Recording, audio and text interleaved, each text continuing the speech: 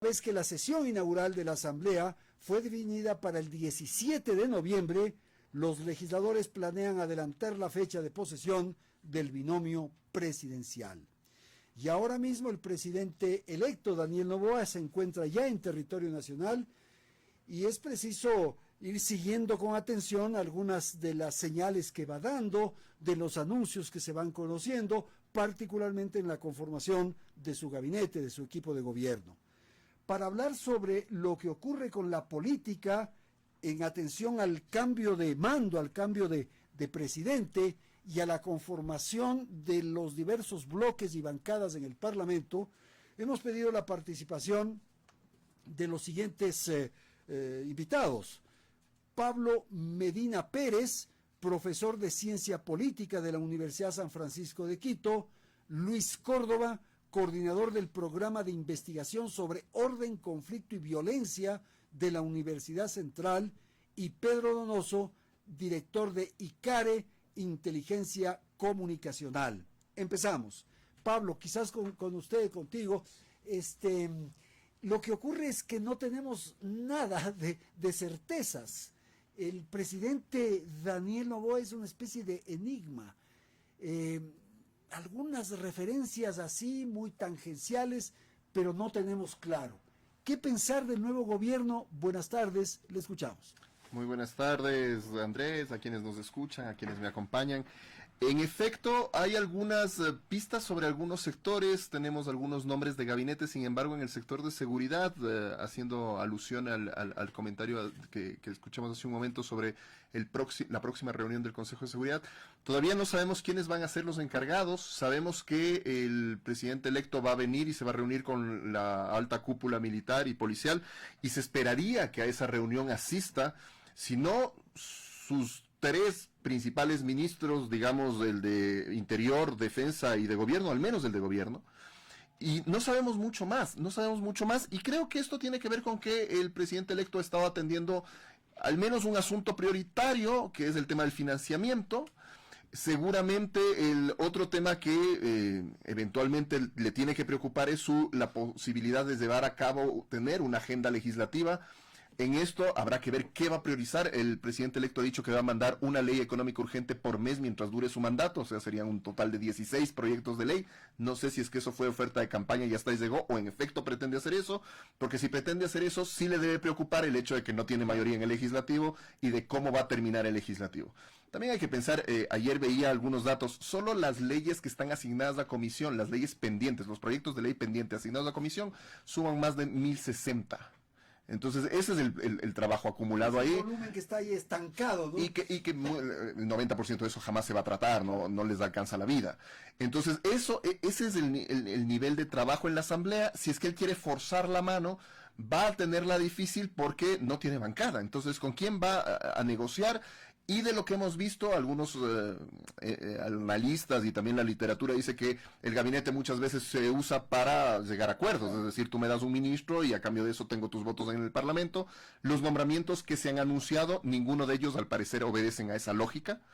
Entonces ahí todavía hay un problema de gobernabilidad. Cuando ya aterrizamos en el tema de seguridad, Hagamos una pausa, claro que sí, para hablar de lo político y luego hacemos ronda de seguridad. Perfecto. Pedro, su apreciación de lo que acabamos de escuchar.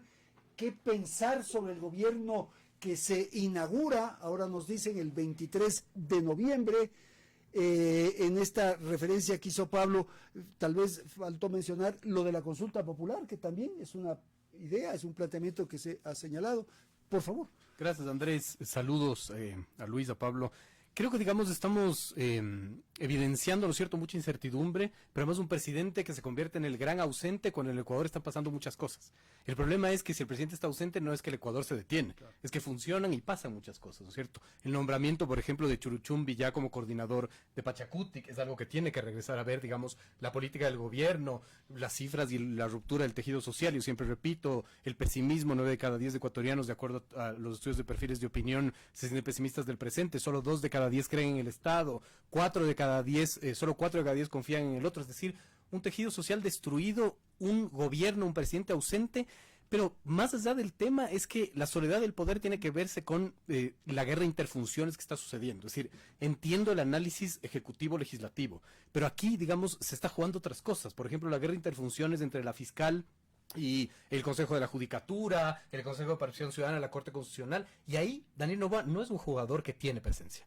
Y yo creo que ese es en verdad, digamos, lo político que se debería también discutir. Entiendo finalmente que el tema urgente es la negociación con el legislativo, pero como digo, en el Ecuador político están pasando muchas cosas y parecería que, digamos, el presidente o no entiende finalmente o, digamos, no comprende la gravedad del asunto de su ausencia simbólica, física e incluso política. Pero es que parece para unos, yo he visto algunas referencias en las redes sociales particularmente, parece que ese más bien es el mérito de Daniel, el estar ausente para que las peleas sean entre ellos y las disputas sean entre ellos y el poder en un momento dado, desde la presidencia, ejercer su magistratura, digamos. Lo que pasa es que, digamos, eso te puede servir en proceso eleccionario, pero no en el momento de la gobernanza y la gobernabilidad. ¿Pero para qué se va a meter en peleas? No creo, no, el planteamiento ¿Que no se es... peleen entre la fiscal o por la disputa de la fiscalía? Digo yo, por ejemplo. Sí. Yo no me meto ahí. Está bien, ¿Ya? digamos, públicamente. Claro. Pero finalmente, digamos, la operación política que no vemos es la operación política que quizás está sucediendo,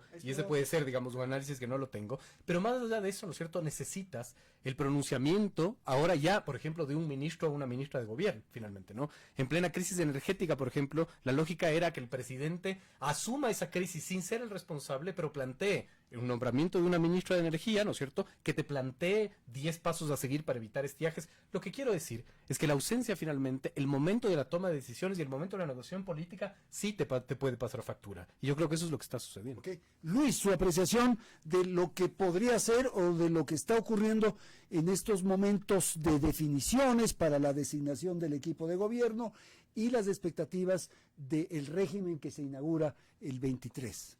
Gracias, Andrés. Muy buenas tardes también con mis compañeros del panel y sobre todo con la audiencia.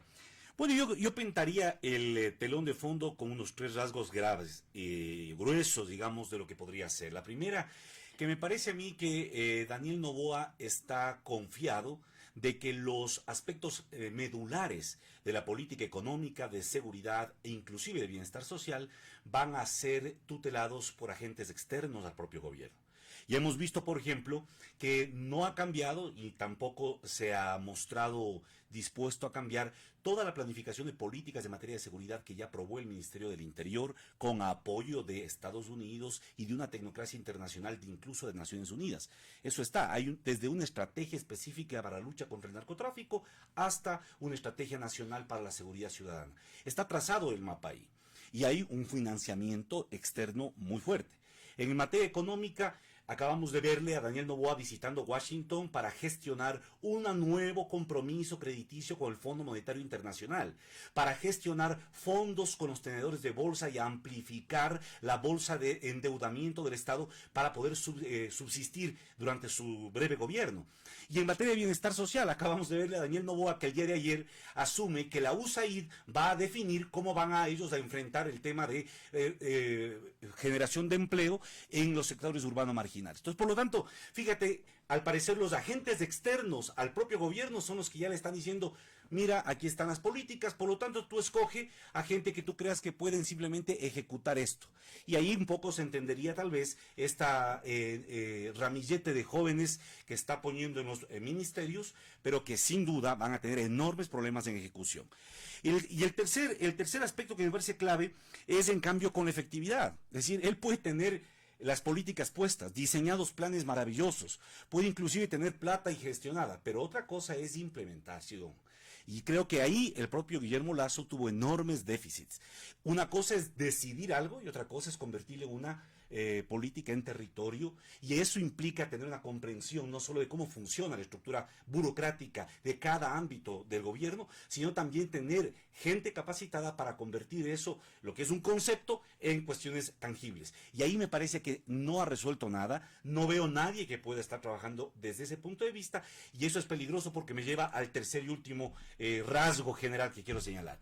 Me da la impresión, Andrés, que están trabajando las élites, los grupos económicos, que son los reales motivadores de la gestión de Daniel Noboa, están trabajando y apuntalando lo que ellos están llamando el gran reseteo.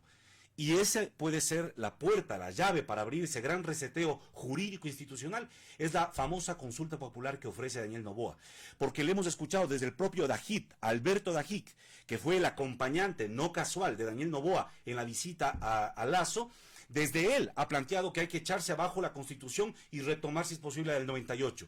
Desde él, pasando por Joyce de Ginata, pasando por el ex canciller de Guillermo Lasso, que en más de 3 ocasiones lo ha dicho, Juan Carlos Holguín, y una serie de otros voceros de estos sectores que comienzan a construir el escenario para decir, miren, el país es disfuncional con este modelo, por lo tanto hay que ir a un reseteo generalizado. Creo que ese probablemente sea digamos, el objetivo que le va a impulsar a Daniel Noboa para continuar su mandato. Pero todo eso va a ser posible solo si él en los primeros 60 días tiene algún evento, una puesta en escena suficientemente llamativa de la agenda mediática y la ciudadanía como para darle tiempo a que esto sea factible. Claro, es que ese es el riesgo, Pedro, ¿no? De que lo que acaba de señalar al final Luis, que él esté pensando en el 25. Y que eso le impida tomar decisiones más estructurales, más profundas, más de consistencia, porque quiere ser reelecto. Y ahí hay un tema que me parece indispensable analizar, que es la economía. Nada de esto se va a poder hacer si no se logra resolver, en parte por lo menos, lo de la economía. El gobierno, Pedro, no tiene para pagar los bonos de diciembre del sector público. Entonces tienen que buscar algo. Y ahí podríamos pensar en que va a eliminar los subsidios, en que va a establecer un impuesto especial por el fenómeno del niño, que va a hacer estos préstamos puentes que ha ido a conversar en los Estados Unidos, en fin, la economía, por favor. Pero además, eso es lo que quizás me genera a mí más inquietud, más duda, ¿no? Lo hablábamos fuera de micrófonos. Por ejemplo, esto de presionar para que se adelante el cambio de mando, ¿no es cierto? A mí me sorprende. ¿Qué ocurrirá, no? Porque finalmente, digamos, no lo lógico, pero quizás lo más estratégico en mi criterio, hubiese sido llegar a una negociación con Lasso y decir, tú quédate, ¿no es cierto?, todo diciembre y tú encárgate, ¿no es cierto?, del tema de pagos de décimos, que son más o menos 1.200 millones, focaliza los subsidios, ¿no es cierto? Es decir... Entendí que había algún afán de que Lasso deje los subsidios atendidos, enfrentados. Haciendo, digamos, ¿no es cierto? Dame haciendo lo que... Incluso para echarlos abajo. Exactamente. En el momento de que él esté en el gobierno y tenga ese golpe de efecto que a Luis le como una salida finalmente, ¿no es cierto? Pero adelantarnos la posesión es tener que enfrentarte a unos problemas que tú no generaste, pero que vas a tener que resolver, que no tienes las herramientas para resolver. Es decir, totalmente el tema económico, que además está agravado por los efectos naturales, por el estiaje, por la falta de luz, por el fenómeno del niño, por la violencia. La Cámara de Comercio de Quito publicaba un tema absolutamente alarmante, que es cuánto está perdiendo, digamos, el empresariado con los cortes de luz. Es decir, no entiendo la estrategia de presionar finalmente al adelanto, ¿no es cierto?, de el cambio de mando. Pero más allá de eso, creo que hay que hacer un mapa de cómo queda el mapa político del Ecuador finalmente, ¿no? Es decir, la soledad del poder, ¿no es cierto?, Daniel Noboa, sin una estructura partidista, ¿verdad? Incluso si regresamos a ver, por ejemplo, la repetición de las elecciones de los asambleístas del exterior, ¿no es cierto? ADN no saca más asambleístas porque no presentó en 2 circunscripciones del exterior, es decir, así de débil es la estructura político-partidista que le sostiene, digamos, ¿no? Eso conlleva que la primera negociación que tiene que hacer es con su propio bloque, que no sabes finalmente a quién responde, ¿no?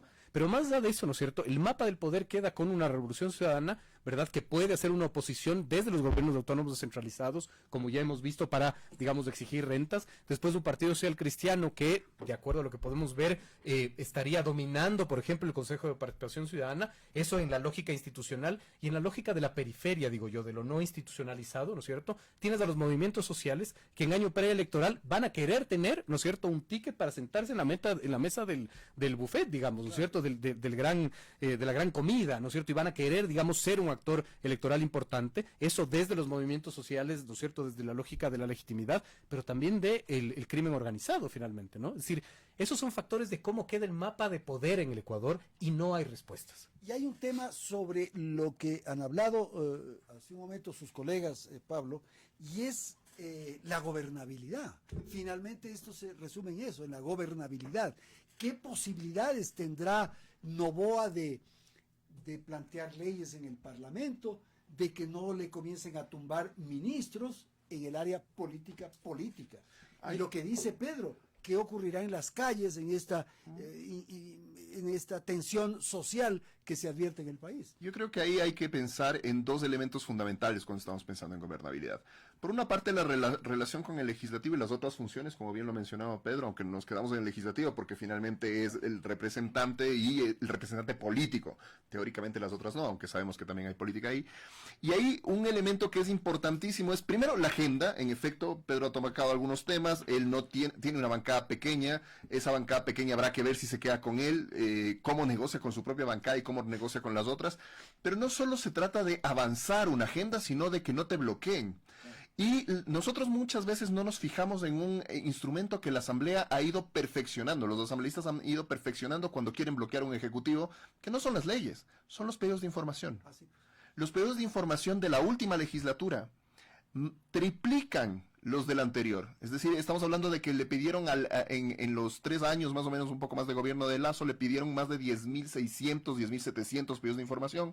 Eso equivale a 7 pedidos de información diarios a los ministros. Eso implica, en un ministerio chiquito, eso te bloquea, eso te tiene a todas las subsecretarías trabajando para responderle a la Asamblea, y en uno grande te ponen problemas. Entonces, la Asamblea puede, y además no quedas mal, ¿no? Porque no estás diciendo es que me votaron los ministros, o es que me hacen juicio político que no corresponde. No, no, no. Estamos cumpliendo nuestro trabajo de fiscalización, nadie se fija en esto y le tenemos al ministerio fregado. Ese es un elemento con la Asamblea. Pero de ahí, dentro del propio Ejecutivo, justo por esta relación conflictiva que preveíamos que iba a tener con la Asamblea, yo decía, bueno, entonces el presidente tendrá que dedicarse a la política pública, eso le corresponde a él, no tiene que pedir mucho permiso a nadie, pero para eso tú necesitas al menos 3 cosas. Primero, saber qué vas a hacer. Luis nos ha dado algunas pistas de que podría, al menos en algunos sectores, tener una agenda propia, externa, la que sea, pero hay. Pero necesitas que el ministro sepa lo que va a hacer. Segundo, necesitas que el ministro sepa ejecutar. Nosotros vimos en el gobierno del presidente Lasso cómo la Policía Nacional, el Ministerio del Interior, en la peor crisis de seguridad del país, devolvía plata. Devolvía plata porque no sabían cómo gastar, porque no sabían en qué y ni cómo. Ineficientes. No sabes que no es como en el sector privado que un gerente dice compre tal cosa, entonces uno sale y compra. No, acá hay una serie de procedimientos para la ejecución de fondos públicos. Y necesitas que entonces que el ministro sepa de su ámbito, que sepa de cómo funciona la función pública y que sepa hacer política.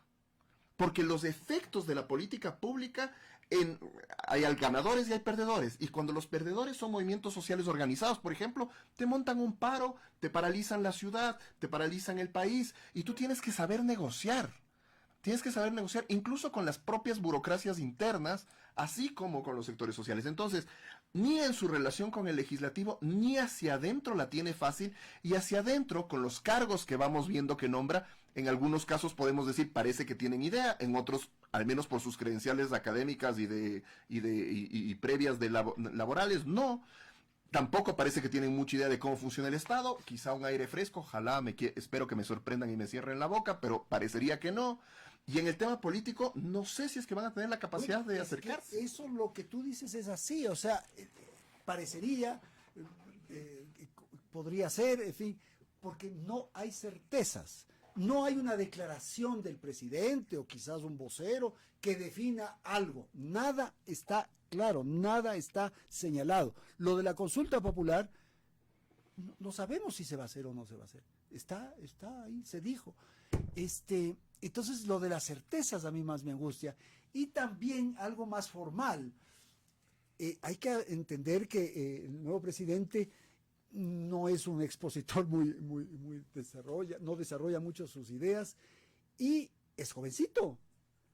Entonces tú lo ves, Luis, en el comando conjunto de las Fuerzas Armadas, ante los generales, dando instrucciones, alzando la voz incluso en algunos casos para disponer algo, echando un ajo, como debería ser un gobernante, un líder, un dirigente. Lo ves así, ya en lo más formal, digo, ¿no? Yo creo que hay varias cosas que medir, ¿no? La primera, hay que entender en qué contexto estamos. Recordemos que nosotros estamos en un contexto en el que el Consejo de Seguridad Pública y del Estado ya declaró al terrorismo amenaza a la seguridad del Estado y, en estricto sentido jurídico, le habilita para que Fuerzas Armadas pase a tener control e influencia en la definición, no solo el presupuesto para Fuerzas Armadas, sino inclusive en la definición de los presupuestos en general. Quienes están atrás, no solo estamos hablando nosotros de dos instituciones de seguridad, policía y Fuerzas Armadas, sino estamos hablando de actores económicos y políticos que tienen sus propias agendas y que van a estar presionando, negociando, incidiendo hasta que el gobierno acepte condiciones que también se van a instalar. Y ahí nosotros hemos visto ya la experiencia desde Correa, para dar un ejemplo, después del 30S, o pasando por Moreno y Lazo, que hay múltiples efectos. Eso es lo primero. ¿Por qué digo que este contexto hay que entenderlo? Porque me parece que en ese contexto las operaciones psicológicas juegan un rol central. Y nosotros estamos hablando de que aquí en el país se va a tomar el pulso de la opinión pública y de la agenda mediática con mucha cautela, porque si algo no pretenden esperar es que este nuevo bombillo que logró la presidencia se apague rápidamente, como ocurrió con Lazo. Y esto es fundamental desde el punto de vista estratégico, porque hay cosas muy claras. A mí me preguntaba, decía Pedro, que no entendía un poco por qué se adelanta a esta desesperación de adelantar a la posesión. Yo creo que sí hay algunas pistas que podrían ayudar a entender esto, ¿no? Me parece que, por ejemplo, la más importante, que tiene que ver mucho con el viaje a España, es la negociación con los contratos de telefonía celular. Pensemos que ahí está un enorme negocio que depende de muchísimas cosas, pero fundamentalmente de la presidencia. Y por lo tanto, ahí me parece que hay un elemento clave. El otro... Perdóname, ahí me parece que si fuera ese el tipo de presión, les conviene más que el actual presidente firme. Pues. No, porque las condiciones en las que van a firmar, si tú revisas los diagnósticos que se hicieron, tienen que ver mucho con decisiones de regulación a nivel reglamentario, porque la telefonía celular, como ha cambiado de banda, tiene una mayor espectro, hay otros elementos que no estaban en los contratos previos. ¿Y quién va a definir eso? Va a ser la Secretaría Jurídica de la Presidencia y el Presidente de la República. Y precisamente ese es un elemento clave. Y fíjate que en esa puja también está el propio Lazo, y por eso manda en la terna para la Superintendencia del Control de Protección de Datos Personales a su ministra. Habrá que ver si Daniel está coincidente en eso. Este es un tema. El otro tema que es clave, inversores externos, así como lo pasó con los bonos Blue en Galápagos, la banca internacional, sobre todo europea y norteamericana, está deseosa de invertir para minerías críticas, que son la base de la tecnología actualmente, y para energías limpias. Me parece Entonces, que estás viendo cosas que... O sea, ¿qué significa para una negociación de eso 7 días menos? significa, desde mi punto de vista, que hay suficientes elementos sobre la mesa para que pueda habilitar los recursos necesarios Porque y si se subsistir iba a posesionar con el estos 1 problemas de económicos que diciembre tiene. y ahora se va a posesionar el 27. ¿Tú crees que esos No digo por los 7 días, me refiero por la necesidad de asumir el poder. Sí, claro. Y la segunda cosa que me parece clave, y esto es bien importante, porque Daniel Noboa ha dicho durante su campaña y en su programa o su plan de gobierno, digamos, está planteado algunas cosas que son claves. Por ejemplo, él ha hablado del tema del plan Fénix, ¿no? De este plan de seguridad. Ahí hay una conversación muy avanzada con empresas de Israel para proveer tecnología. Que eso, si es que lo ejecuta, podría hacerlo también en los primeros meses. Ha hablado, por ejemplo, de la apertura de zonas económicas exclusivas o zonas económicas especiales. Que miren ustedes lo que ocurrió en Panamá. En Panamá, el gobierno panameño otorga una concesión minera y le declara además zona económica especial para que pueda hacer una serie de otras actividades. Se levanta la población y frena eso. Pero acá perfectamente se puede habilitar porque hay un marco legal que fue aprobado a fines de marzo de este año. Entonces, lo que quiero decir es, hay muchas opciones que tiene el gobierno. Me parece a mí que el silencio de Daniel Noboa tiene que ver mucho con esta necesidad de no intoxicar la agenda mediática antes de hora, porque evidentemente es demasiado crítico el escenario que va a enfrentar en el corto plazo. Pedro, no voy a hacer preguntas, simplemente la palabra. Que sí, digamos, puede ser un escenario, me parece que sí, puede ser una hipótesis real, pero más allá de eso, lo que usted plantea, Andrés, en dos ámbitos me parece que es lo fundamental. Primero, la gobernabilidad, que no pasa por Noboa. decir, la gobernabilidad en este país, digamos, pasa por otras cosas que ni siquiera estamos dilucidando, ¿no? Yo siempre repito esto últimamente, además, cómo la violencia está cambiando el mapa de este país, digamos, ¿no? Que no estamos entendiendo.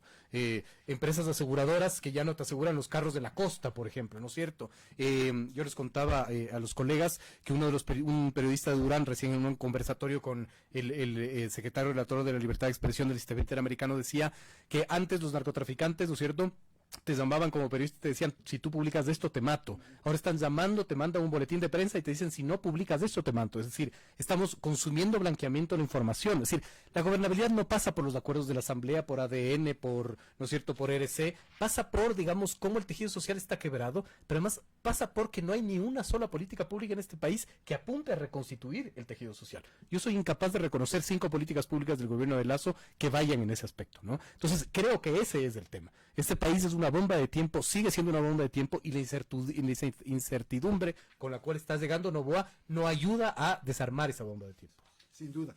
A ver, también, tú ibas a hablar de la seguridad en la primera exposición y te interrumpí, perdón. No. De hecho, yo estoy de acuerdo con Pedro en el tema del tejido social. Yo creo que el tejido social, digamos, desde lo importante, que por ser importante, pero no urgente, aunque sería bueno que le echemos un ojo, empezamos a discutir de seguridad, y cuando discutimos de seguridad empezamos a hablar del número de muertos por cada 100.000 habitantes, empezamos a hablar de los presupuestos de la policía y de Fuerzas Armadas, que está muy bien, es súper necesario, eso es parte de la política pública, pero estoy de acuerdo con el tejido social porque además, y esto quizá es sesgo profesional, cuando yo pienso en las instituciones políticas del Estado, cuando pienso en los partidos políticos, cuando pienso en estas organizaciones, bueno, no sé si partidos políticos, pero organizaciones políticas en general, pienso en que el descalabro de esto, el que de los 8 candidatos, 7 no hayan tenido partido y se hayan lanzado a la presidencia y luego hayan buscado quién les auspicie, nos llevan a la situación en la que estamos, de un presidente que no sabe de dónde echar mano y que tiene que buscar.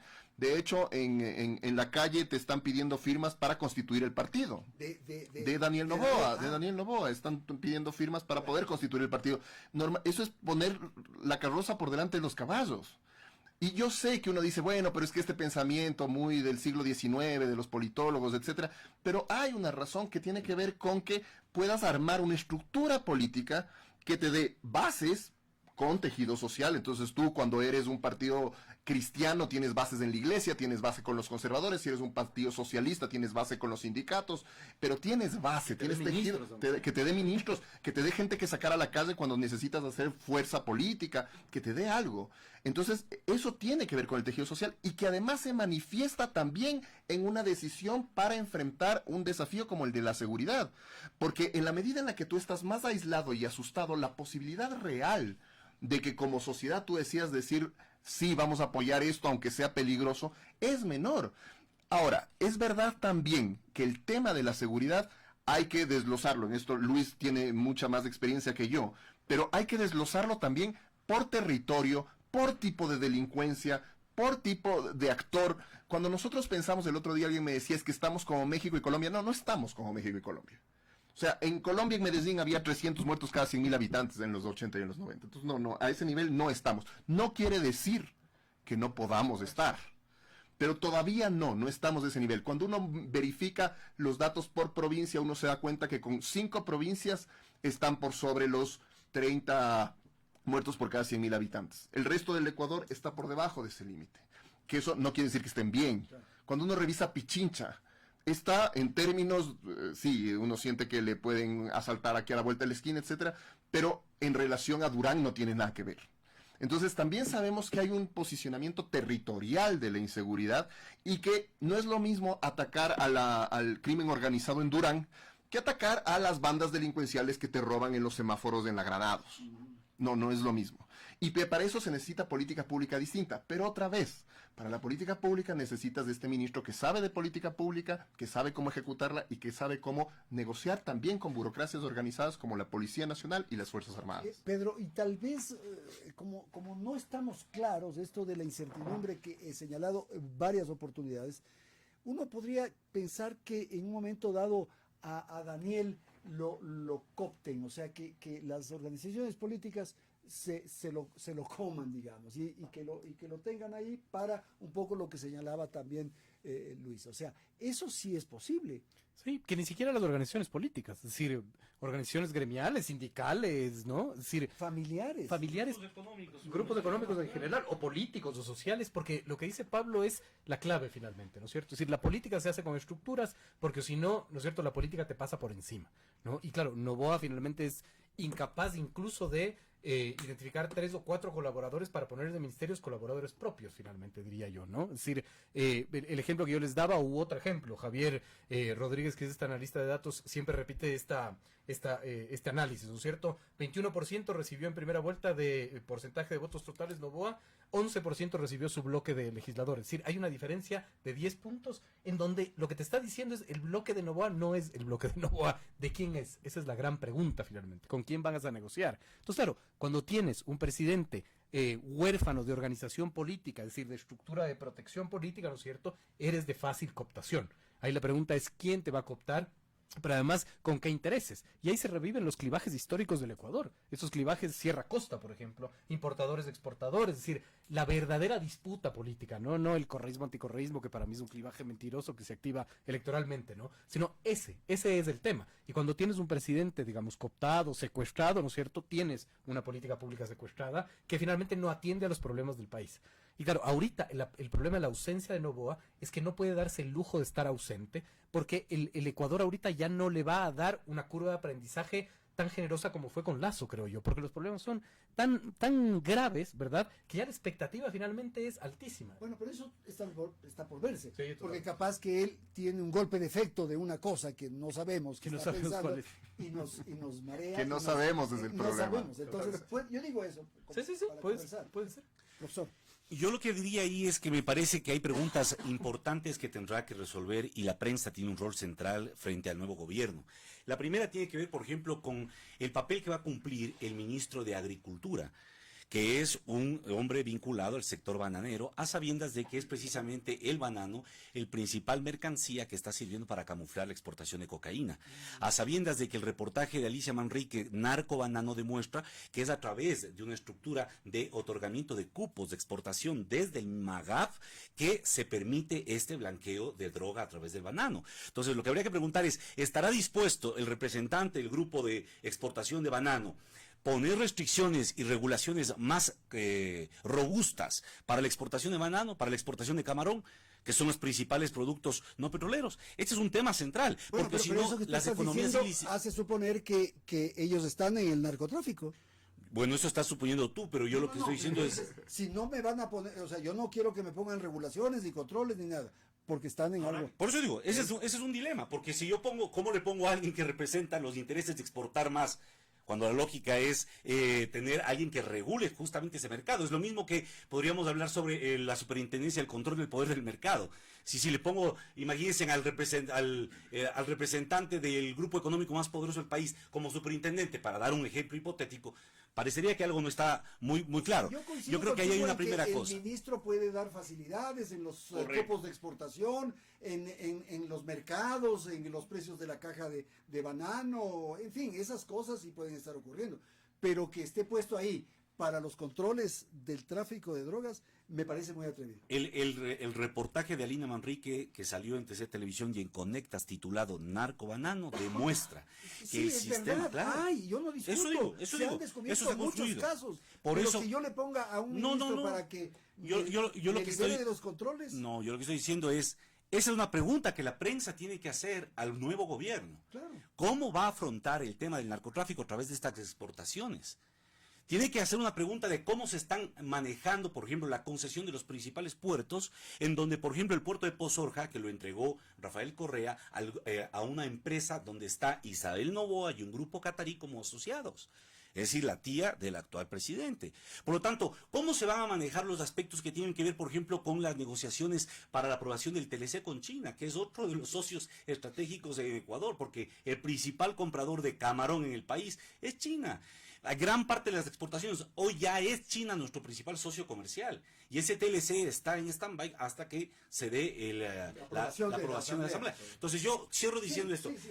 Hay cuestiones es que tenemos que preguntarnos todo porque Claro, no sabemos eso. por es supuesto, por Esa es supuesto. la angustia. Y me parece que en ese sentido hay elementos de juicio que ya tenemos nosotros sobre la mesa de lo que ocurrió con Guillermo Lasso y que pueden servir como una línea de base para no darle esa misma luna de miel que se le dio a Guillermo Lasso. Me refiero justo a lo que señalaba Pedro, ¿no? Ya la curva de aprendizaje, cuando comenzó Guillermo Lasso, decían, bueno, es que está aprendiendo, es que ya 90 días, esperemos los primeros 100 días. Yo creo que si comenzamos otra vez a construir este relato de tolerar los primeros 50 días, 100 días, 200 días, para encontrar por fin un atinamiento en las políticas, pues simplemente vamos otra vez a caminar muy mal al despeñadero. Estamos por terminar, el tiempo se nos agota. Quiero pedirle a los panelistas tal vez una intervención final sobre qué creen que puede pasar en la Asamblea. No sé, Pedro, si tú quieres aportar algo. ¿Qué puede pasar en la Asamblea? Porque va a ser la primera señal, la primera muestra de qué nivel de control y de autoridad tendría Noboa. Cosa que también es absolutamente incierto, ¿no es cierto? sabemos Yo plantearía 3 escenarios. El primero es que haya una negociación, Revolución Ciudadana, Partido Social Cristiano, ADN, que se cayó anteayer, que volvió a revivir ayer, que no sé si ahora esté, que de una u otra manera, a pesar de las críticas que ha recibido, es lo más lógico. ¿Y por qué es lo más lógico? Porque es más fácil negociar con 2 estructuras partidistas que tienen una cabeza a ir a golpear la puerta de actuemos, que no sabemos quién es el dueño finalmente de esa alianza, o de la alianza Claro que se puede, o de Construye, que empezó con 29 y ahora tiene 26, es decir, digamos, eso es lo más lógico y yo creo que eso es lo más altamente probable, esta alianza, digamos, tripartita, ¿no es cierto? El segundo escenario es que haya, digamos, una alianza mucho más compleja de manejar con finalmente estos bloques minoritarios, ¿verdad?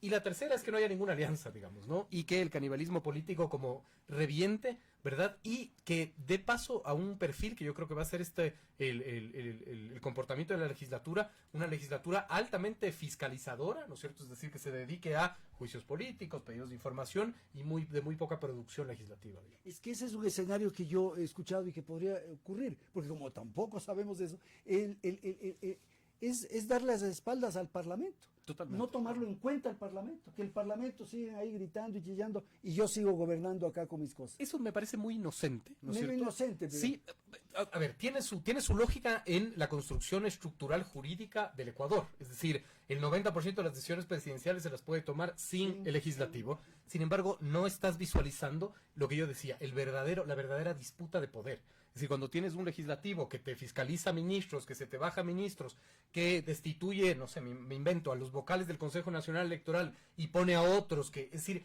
es esa la verdadera guerra política, ¿no? Lo que a mí sí me sorprende es la incapacidad de Daniel Noboa y de su gobierno de marcar la agenda.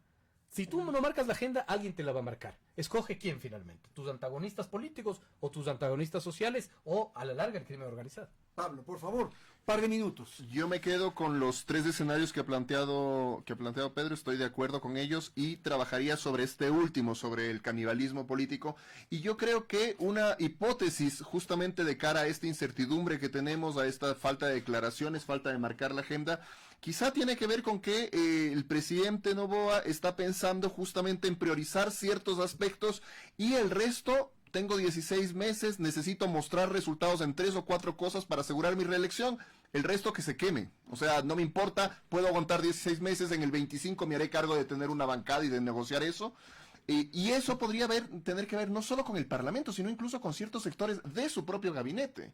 Es decir, podrías decir, hay 3 o 4 ministerios que si es que ejecutan o no ejecutan, pues qué pena. Tengo 16 meses y tengo que mostrar resultados en 2 o 3 cosas que probablemente alguna empresa de marketing político le dijo que son aquellas en las que tiene que triunfar si es que quiere ser presidente en el 25.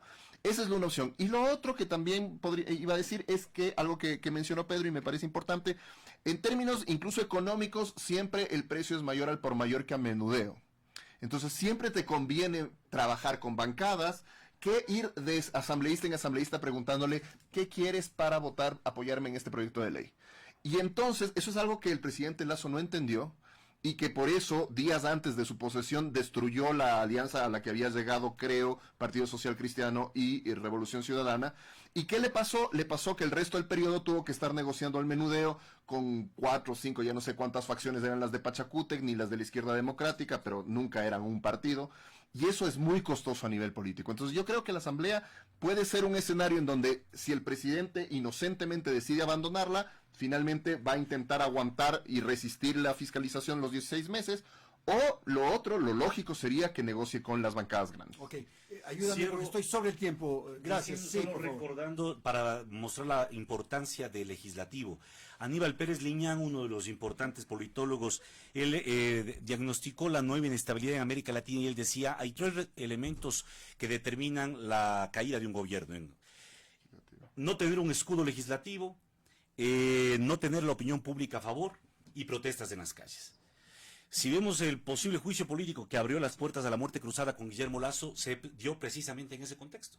Por lo tanto, es una supina ingenuidad creer que no un acuerdo, una cercanía, no construir una coalición legislativa es garantía de éxito. Esa es su garantía de fracaso. Y la segunda cosa que me parece clave, es fundamental que la ciudadanía asuma con mucho más realismo, diría, lo que va a pasar este próximo gobierno.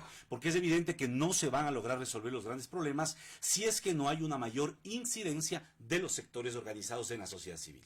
Perfecto, señores, muchísimas gracias. Pablo Medina Pérez, Luis Córdoba y Pedro Noso, esta tarde en la cabina de Radio Quito.